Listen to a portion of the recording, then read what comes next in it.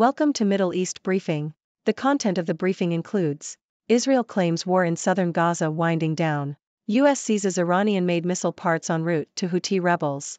Israel pounds Gaza amid phase-down plans, as fears grow of widening war. The West must now sink Iran's spy ship and bomb its terror commanders. Zelensky center stage in Davos as he rallies support for Ukraine's Russia fight. Israel claims war in southern Gaza winding down. RFI. Israeli Prime Minister Benjamin Netanyahu is facing growing international pressure to end the 100-day war in Gaza as the civilian death toll rises and the humanitarian crisis deepens. The UN Secretary-General has called for an immediate humanitarian ceasefire to allow aid to reach those in need and to prevent further escalation of the conflict.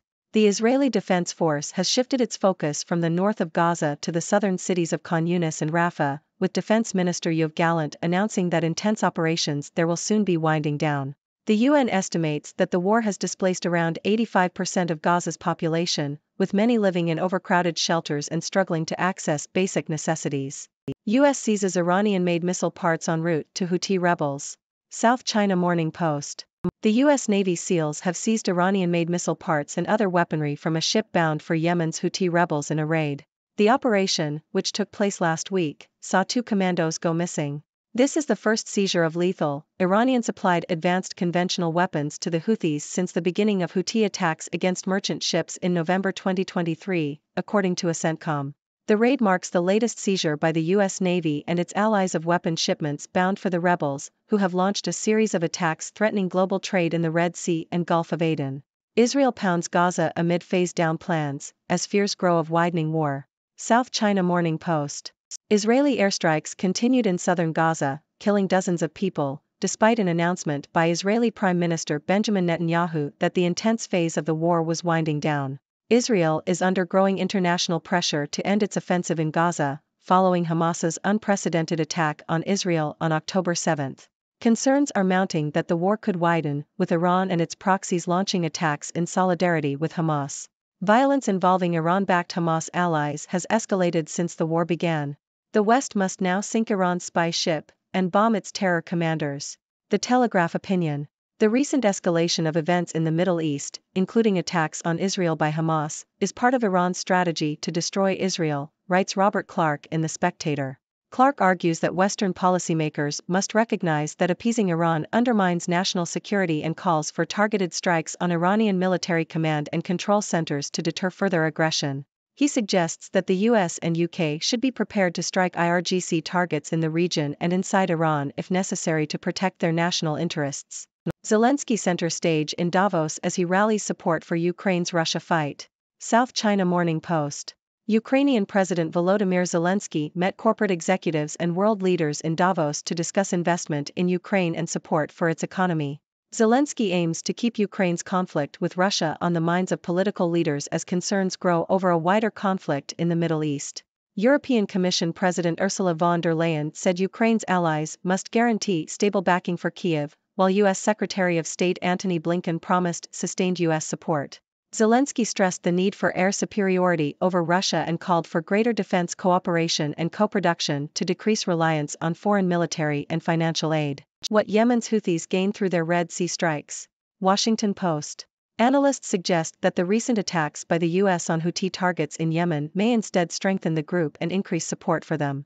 The Houthi militants have been targeting ships in the Red Sea with missiles and drones in response to Israel's bombing of Gaza. The attacks by the U.S. and its allies may give the Houthis the appearance of being a bold regional player standing up against the international coalition that supports Israel, according to one researcher.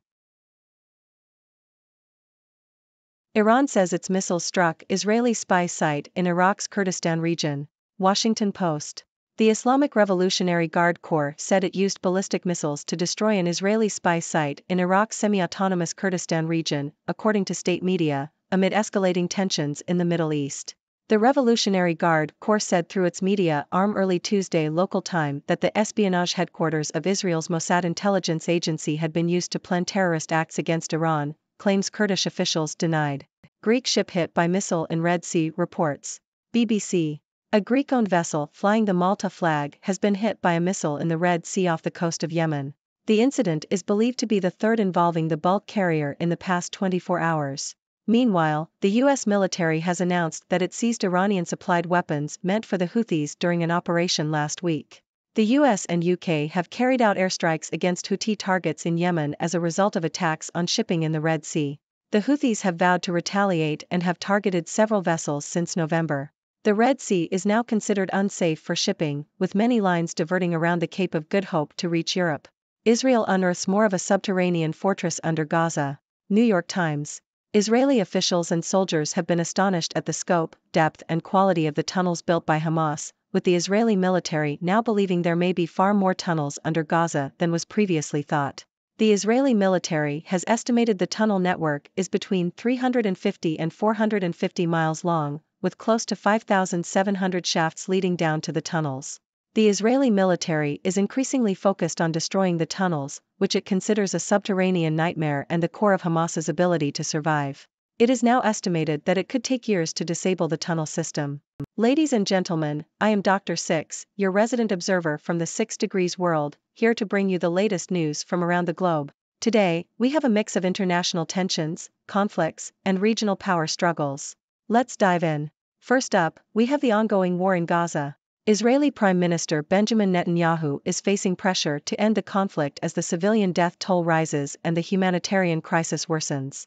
The UN Secretary-General has called for a ceasefire to allow aid to reach those in need. While Netanyahu claims the war is winding down, Israeli airstrikes continue, leading to fears of a widening conflict involving Iran and its proxies. Speaking of Iran, the U.S. Navy SEALs have seized Iranian-made missile parts en route to Houthi rebels in Yemen. This marks the first seizure of Iranian-supplied weapons to the Houthis since their attacks on merchant ships began. The US and its allies have been actively intercepting weapon shipments bound for the rebels, who have been threatening global trade in the Red Sea and Gulf of Aden. In another Middle East development, tensions between Israel and Hamas have revealed the diverse range of weapons being used by the militant group. Despite a blockade on the Gaza Strip, Hamas has managed to smuggle in weapons of Russian, Chinese, and Iranian origin, as well as manufacturing their own. The conflict also highlights the advanced capabilities of Hamas, including the use of drones and anti-tank missiles. Moving to Ukraine, President Volodymyr Zelensky has been rallying support for his country's fight against Russia. Zelensky met with corporate executives and world leaders in Davos to discuss investment and support for Ukraine's economy. With concerns of a wider conflict in the Middle East, Zelensky stressed the need for air superiority over Russia and called for greater defense cooperation. Lastly, we have the discovery of an extensive tunnel network built by Hamas under Gaza. Israeli officials have been astonished by the scope and depth of the tunnels, with estimates suggesting there may be even more than previously thought. The Israeli military is focused on destroying the tunnels, which it considers the core of Hamas's survival, but it could take years to disable the entire system. So there you have it, a snapshot of the world's current state of affairs. The conflicts, power struggles, and regional tensions continue to shape our global landscape. What are your thoughts on these developments? Do you think a ceasefire in Gaza is possible? And how do you see the situation in Ukraine playing out? I look forward to hearing your perspectives and engaging in a lively discussion. Thank you for tuning in. The content above showcases the latest briefing reports and analytical synopses, thoughtfully curated by the 6Do team. These insights stem from a wide array of reputable media outlets, think tanks, government sources, and specialized experts worldwide. We encourage you to explore these sources for a comprehensive perspective.